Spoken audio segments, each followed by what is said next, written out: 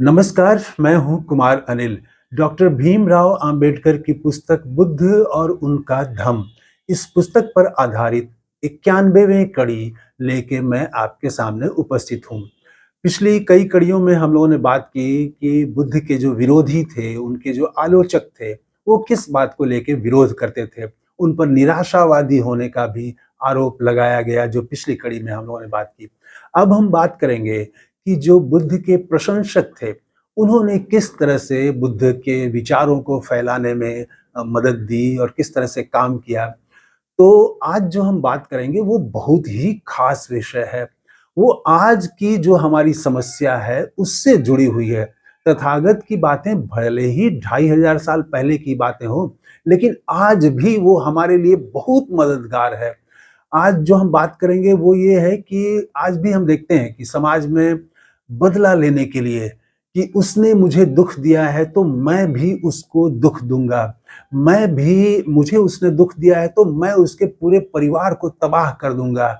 आज ये विषय संयोग से आ गया है हमारे सामने।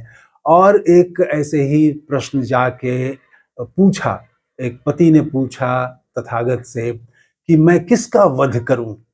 तो वो बहुत दुखी था, बहुत पीड़ित था। तो ये आज हम बात करेंगे कि अपनी खुशी के लिए मैं किसका वध करूं। ये सवाल जब तथागत के सामने आया तो उन्होंने क्या जवाब दिया, और वो जवाब आज के संदर्भ में भी हमारे लिए बहुत ही जरूरी है। जब हम तनाव में होते हैं, जब हम पीड़ा में होते हैं, जब किसी के कारण हमको दुख होता है, तब हमें क्या करना चाहिए, यही चीज आज हम बात करेंगे। तो देखिए, फिर राजगीर की बात आ गई और फिर एक ब्राह्मण महिला की बात आ गई। तो जो लोग कहें मानते हैं कि तथागत के समय ब्राह्मण नहीं थे, उनसे मेरा निवेदन है कि इस पर जाने के बजाय जो बात है उसको आप समझें। और आपको अगर तथ्य चेक करना हो तो इंटरनेट पर ये पुस्तक उपलब्ध है, और पेज नंबर 495 पर ये चीजें लिखी हुई हैं। तो वहां पर जाके आप देख सकते हैं कि मैं जो कह रहा हूं, मैं वो डॉक्टर अंबेडकर की पुस्तक से कह रहा हूं। ये तथ्य फैक्ट उनकी पुस्तक से है। तो है क्या कि एक धानंजनी नाम की एक ब्राह्मण महिला थी। वो बुद्ध की बहुत प्रशंसक थी और तथागत के विचारों पर हमेशा कुछ बोलती रहती थी, लोगों को सुनाती रहती थी, जो भी मिल गया उसको बताती थी। और उसका जो पति था उस महिला का, वो ठीक विपरीत, तथागत का घोर विरोधी था, प्रबल विरोधी था, एकदम नाम सुनने को तैयार नहीं था। नाम सुनते ही उसके देह में आग लग जाती थी। तो एक दिन हुआ ये कि ये तो झगड़ा चल ही रहा था पति पत्नी के बीच में, तथागत को लेके। इसी बीच एक दिन वो ब्राह्मण ने अपने अन्य ब्राह्मण मित्रों को, समाज को आमंत्रित किया भोज पर, और अपनी पत्नी से कहा कि उसका नाम तो अभी मैंने कहा ही, उनका नाम है धानंजानी।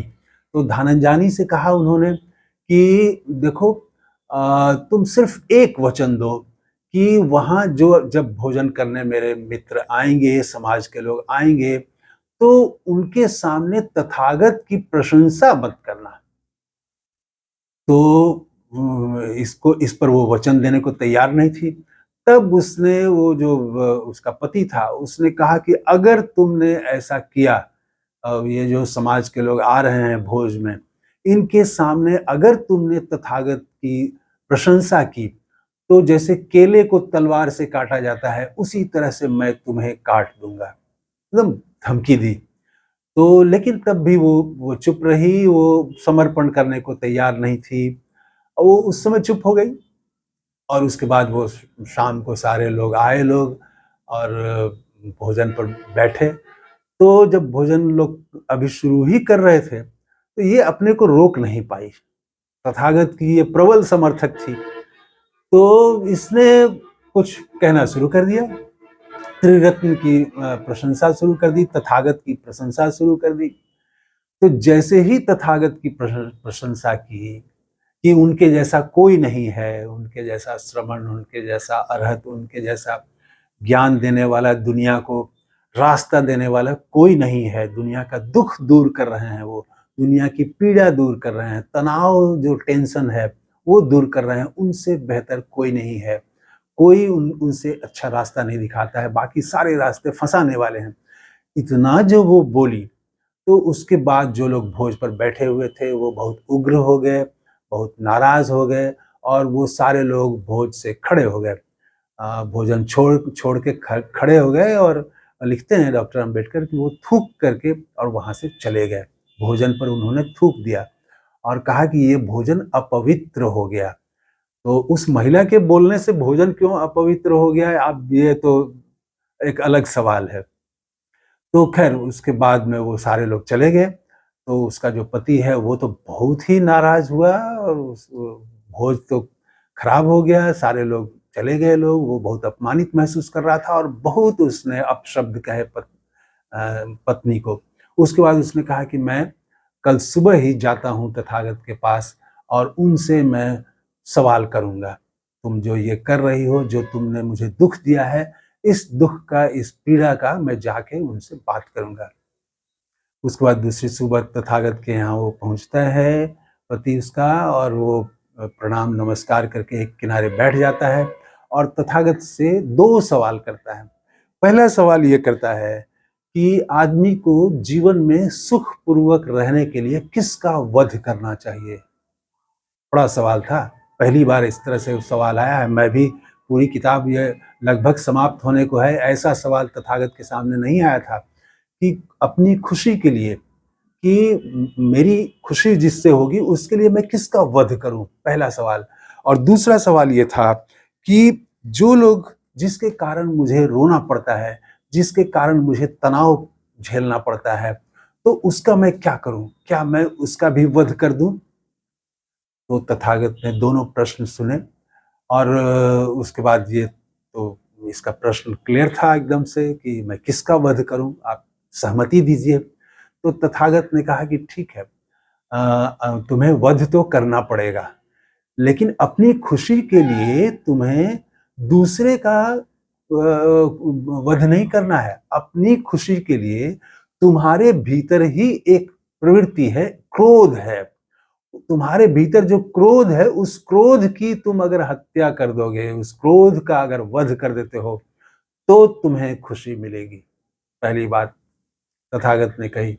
दूसरी बात उन्होंने कही कि जो दूसरे लोग तुमको तनाव दे रहे हैं, दूसरे के कारण पीड़ा हो रही है, तो ये तनाव से मुक्ति के लिए, पीड़ा से मुक्ति के लिए भी तुमको अपने भीतर का जो क्रोध है, उसका वध करना पड़ेगा।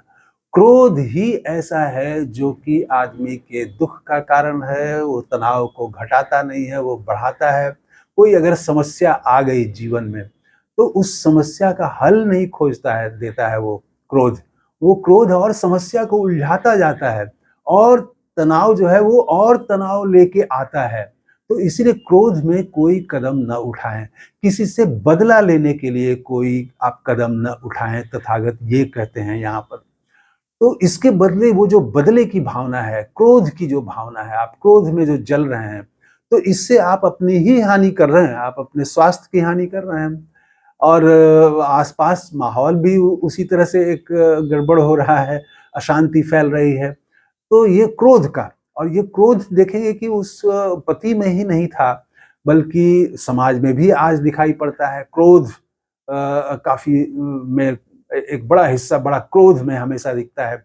देश में भी ये क्रोध जो है दूसरे समुदाय के प्रति, दूसरे जाति के प्रति, ये दिखाई पड़ता है।